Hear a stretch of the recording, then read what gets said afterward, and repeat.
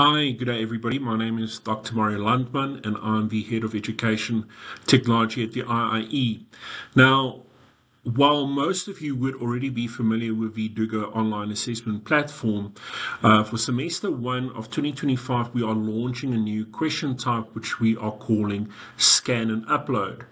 Now, what this effectively does is that where there are instances where your Duga response block, which is that good old block there, where you would typically type your responses in, cannot accommodate the type of response that your examiner requires. So whether it's an illustration or a complex calculation or a graph, something that you absolutely have to draw by hand, where there are those instances, we will be making use of the scan and upload feature.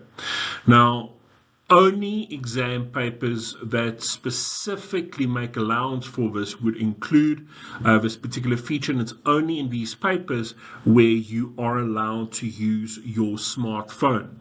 And it's only for these questions. So I need to stress that if your paper does not expressly make mention of the scan and upload feature, you cannot make use of your smartphone. And then as you are progressing through this paper, you can only use your smartphone for these particular questions and not throughout. Remember, the entire session is recorded, and if you are found to be using your smartphone outside of this particular application, the scan and upload questions, in any other part of your paper, that would be flagged and could potentially be considered a infringement of examination rules, which in turn could lead to disciplinary action. So very important that you only pick up and make use of your cell phone for this very specific purpose in these very specific questions, and only for exam papers that have been demarcated as utilizing the scan and upload feature. Okay, now it's very simple to use, and the steps are very easy. So in your response block, you would still type your text-based responses. It's only when it comes to those areas in your response where you cannot make use of the features to sufficiently address the request. So again, like whether it's an illustration or a graph, whatever the case may be, you would scan this QR code below the response block with your phone. Now, there's multiple ways of doing this. You could use a dedicated scan app. You could use the image search function within Google. You could use the QR scanner in most camera applications, but for today's demonstration, I'm just going to use the Google Lens feature. It's the simplest to use, so just open the browser, click on the little camera icon, and then scan the QR code there. It opens a web page. So what it effectively does is it creates a bridge between your paper and your phone. So on this little application that opens, it asks me to take a photo, and that's what I'm going to do now. So I'm taking a photo of my little illustration, and you can take multiple pictures. Very important that when you take this picture, make sure that the lighting is good. Look at the picture, make sure that it's legible before you accept it. So each picture you take has an option to delete it. There's a little cross or a tick to accept. I'm happy with my picture, so I'm accepting it.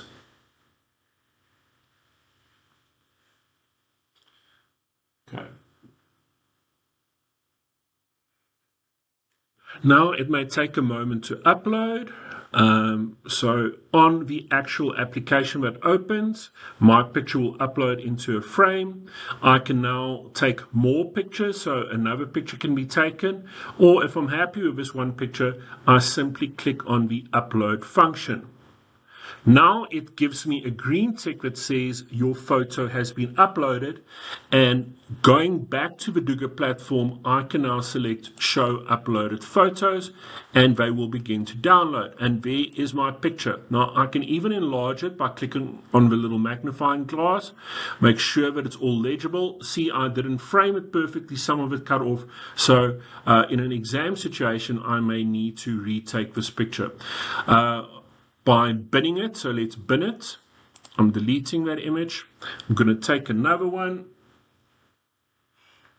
I'm zooming out a little bit to make sure that I don't cut any of the image off. I'm happy with my picture. Clicking on the tick, it's uploading and it shows me in the application on my phone what it looks like. Happy with what it looks like. I'm uploading again. It gives me the green tick that it has been uploaded to Douga. Now to access it in the exam, I'm clicking upload images. There my image sits. Let's have a look. That looks great. I'm going to accept that. So it's simply left there.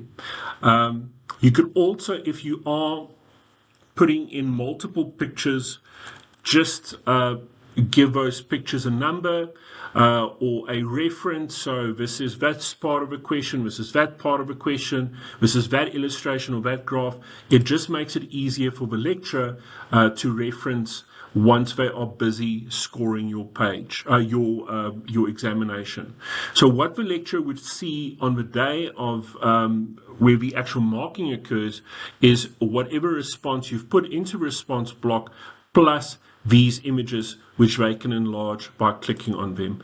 And that is absolutely it. You would then move on to the next question until you reach the end of the page or the end of your paper, and then click on submit.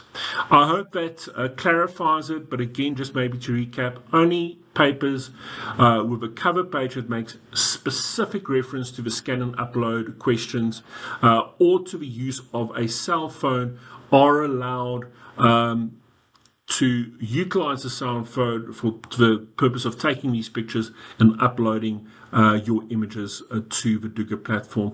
Any other question and any other paper that does not make that this allowance for the use of cell phones is expressly prohibited. I hope that makes sense and that's clear. Until we chat again, thank you very much.